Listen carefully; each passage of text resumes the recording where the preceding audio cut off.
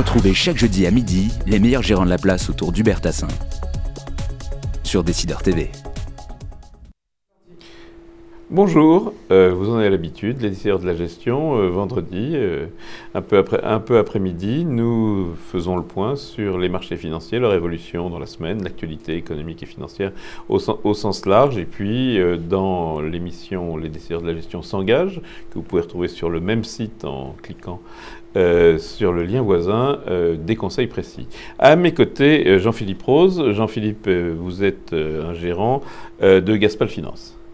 Gaspal Gestion. Gaspal Gestion, pardon, mais qui sont voisines.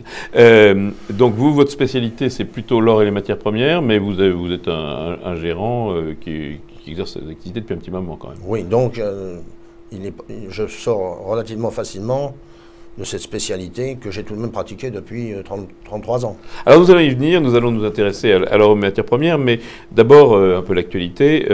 Aujourd'hui, les marchés financiers, cycle mondial, États-Unis, Chine, Europe, Japon, risque systémique ou politique, fiscal cliff, euro, banque, opportunité et risque, comme vous diriez ça assez rapidement. Opportunité, comme vous le savez sans doute tous, d'abord une très grande liquidité au plan mondial. Les banques centrales sont en train d'asperger les marchés de liquidité. Ensuite, par défaut, les actions, puisque le monétaire rapporte quasiment zéro. Les obligations, on prenait les trésoreries 10 ans américains, c'est à peine 2%. Donc oui, après fiscalité, c'est donc négatif. Bon, l'immobilier, en tout cas en France, il est à un niveau très élevé. Donc reste le marché action, qui en plus offre un rendement supérieur au marché des obligations. Alors Wall Street est au plus haut ou pas loin, le CAC 40 au plus haut depuis l'été 2011, on prend le train en marche alors? Il conviendrait d'être plus nuancé. Bon, le marché américain bénéficie tout de même d'un regain de croissance, bien, mais comme les marchés européens, peut-être qu'une petite consolidation ne ferait pas de mal, on ne peut pas monter indéfiniment, ça devient vertical donc dangereux. Quant à l'Europe, qui nous semble bien orientée pour toute l'année 2013, elle souffre tout de même à court terme d'incertitudes politiques majeures. Je vise l'Italie, l'élection allemande de septembre, et ce qui se passe à Chypre, qui est tout de même extrêmement grave pour la zone euro. Donc, prudence quand même, parce que l'idée des investisseurs, c'était de se dire on va toucher le plus bas du cycle en Europe aux alentours de la fin du premier semestre, et donc on va commencer à anticiper une croissance qui se développerait au second semestre ou en 2014.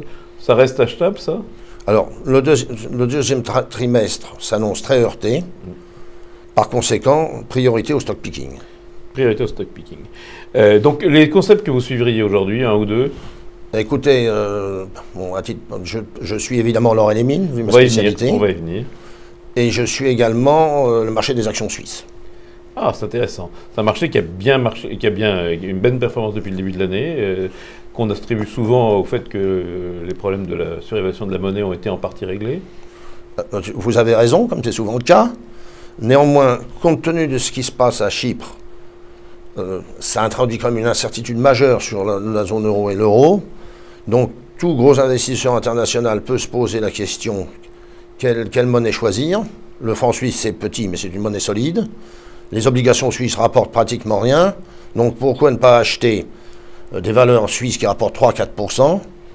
Je viserai évidemment Nestlé, Novartis et Roche. Et comme en plus dynamique, la SGS. Les géants. C'est bien. Donc ça, c'est un concept qui n'a pas été donné souvent dans cette émission. C'est une bonne chose. Alors, venons à votre spécialité, l'or et les mines. On va faire un petit point parce que c'est un sujet important. C'est un sujet sur lequel vous nous interrogez, vous, les auditeurs et téléspectateurs des décideurs de la gestion. Alors, le cycle de l'or, est-ce qu'aujourd'hui, il est surévalué ou sous-évalué? C'est assez simple comme question. Écoutez... comme réponse, c'est sans doute plus complexe. De façon peut-être simple, voire simpliste, l'or ne semble pas surévalué. Si on prend la zone euro de début 1980, pour maintenir simplement son pouvoir d'achat, l'or devrait valoir au moins 2000 $ l'once. Et il vaut? Et il vaut 1600. Voilà. Donc le potentiel d'appréciation est important. Donc 25% pour retrouver simplement les cours du début des années 80, toutes choses étant comparables par ailleurs. En termes constants. Oui. Donc il n'est pas surévalué pour vous? Non. Bon alors, oui, alors, offre et demande d'abord, puisque que c'est quand même un marché de matières premières, on dit que le marché est déséquilibré, mais est-ce vrai? Alors, aujourd'hui, il y a eu quelques dégagements sur les ETF. Les ETF, donc ce sont les certificats qui sont gagés sur l'or émis par des grandes banques comme Mellon Bank ou je sais pas quoi, ou HSBC, etc. HSBC. Bien. Néanmoins, les banques centrales émergentes continuent à acheter. Oui, alors donc réserve de change de la Chine, de l'Inde et des pays du Golfe, on va dire. Oui, du Brésil également, même d'Indonésie. Et quand le pétrole est haut, on dit les Russes ne vendent pas leur or, donc finalement ils l'achètent. Ils achètent leur propre production, les Russes, comme les Chinois. Donc on a petit dégagement, dégagement de la spéculation pure ou du placement pur, mais achat des banques centrales. Et il faut noter position à terme sur le métal jaune extrêmement basse. Donc, oui, donc, ce qui est plutôt sain. Pas trop de risques, oui. Ça c'était plutôt ça. Bon, alors, les flux acheteurs et vendeurs. Bon, pour 2013, bon, il convient d'être honnête. Ça ne semble pas devoir être un marché fortement haussier comme en 2010-2011. Nous voyons, plutôt un marché de trading. Borne basse 1525-1550 $ l'once, borne haute 1800 $ l'once, qui correspond à un triple top. Nous sommes plutôt dans la partie basse. Alors, comment est-ce qu'on anticipe quand même le cours de l'or? Juste au fond, quelles sont les corrélations que vous, dans votre expérience, vous avez pu voir? Bon, je vais en citer quelques-unes qui, malheureusement, ne sont pas automatiques. Ah non, autrement, nous serions tous en vacances. Bon, la première corrélation, c'est la corrélation or-dollar. Un dollar fort correspond en principe à un or faible. Un dollar faible correspond en principe à une or fort. Ça ne marche pas à tous les coups. Regardez en 2010, la crise de l'euro. L'or et le dollar ont monté en même temps. En 2005, l'or et le dollar ont monté en même temps. Mais alors, est-ce que c'est pas justement, quand le dollar est faible, effectivement, et que l'or est fort, c'est parce que la Banque centrale américaine a une stratégie extrêmement conciliatrice et met de l'argent dans la Banque centrale américaine a mis beaucoup de liquidités dans le système, et pour les États-Unis, un dollar pas trop fort, voire faible, favorise leurs exportations. Donc, les États-Unis n'ont pas intérêt à voir le dollar monter trop fortement. Oui, d'autres corrélations, on parle toujours du mythe du mariage indien, donc de la croissance indienne, des choses de ce genre.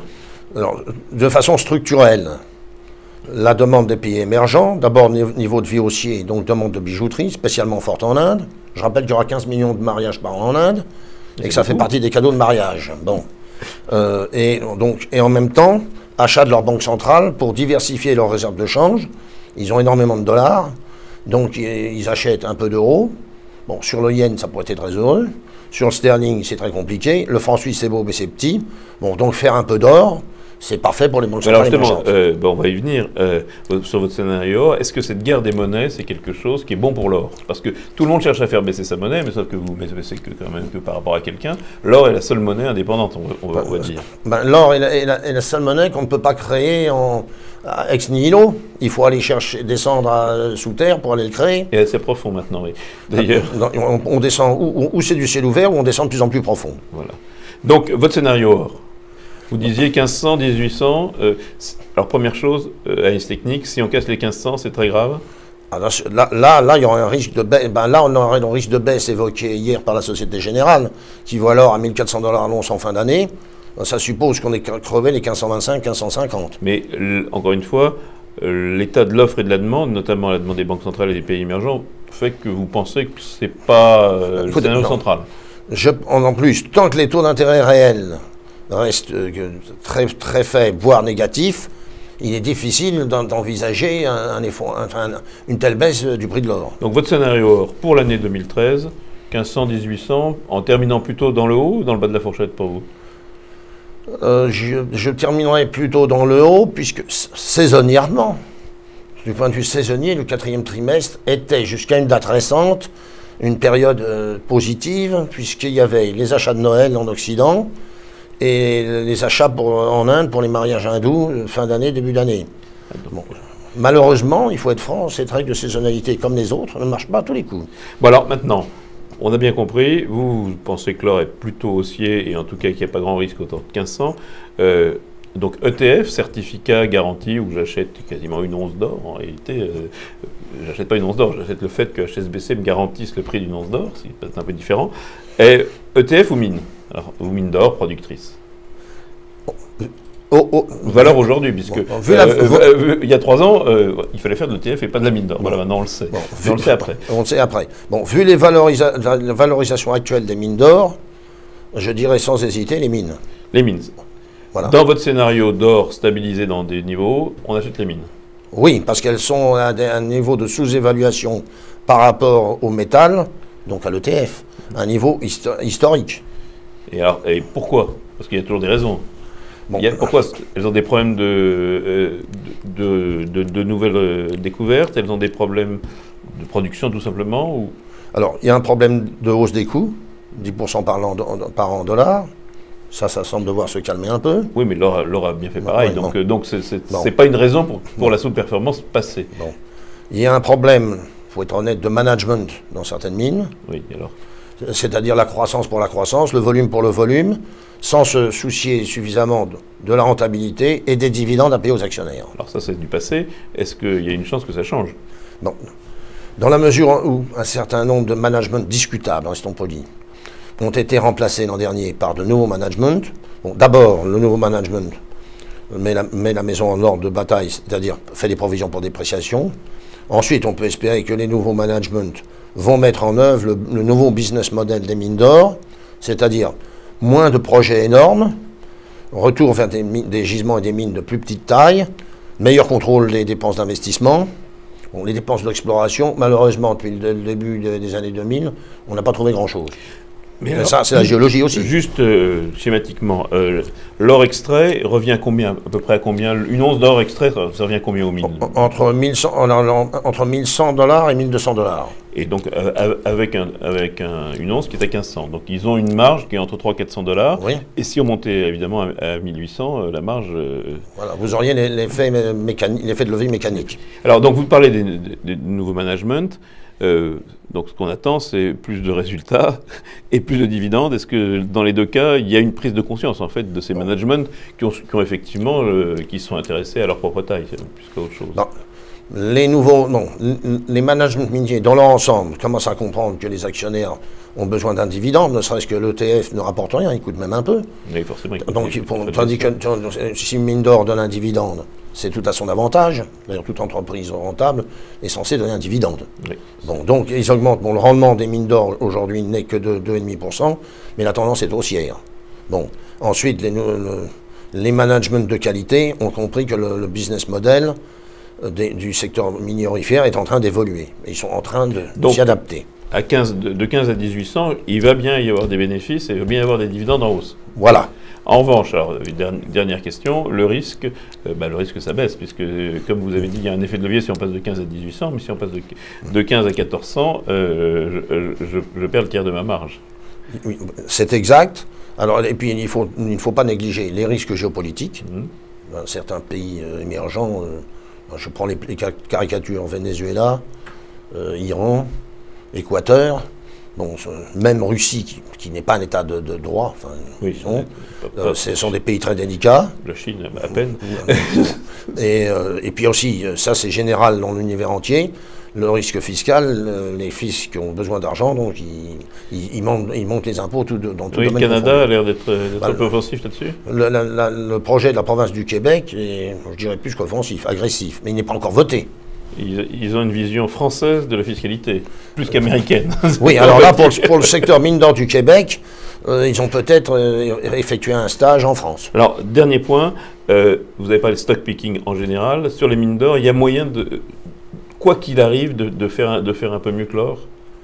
Attendez. Que l'ETF, parce que vous nous dites qu'il vaut mieux faire des mines que de l'or direct avec l'ETF. Bon, alors je dirais simplement que certaines entreprises minières correctement gérées, ont baissé avec tout le secteur, on a jeté le bébé avec l'eau du bain.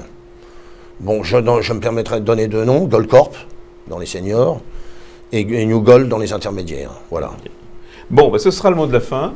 Jean-Philippe, merci. Vous pouvez nous retrouver pour les conseils précis et leur argumentation à nouveau en cliquant sur le lien voisin sur le même site. Sinon, rendez-vous de la semaine prochaine, même heure, même endroit. Au revoir.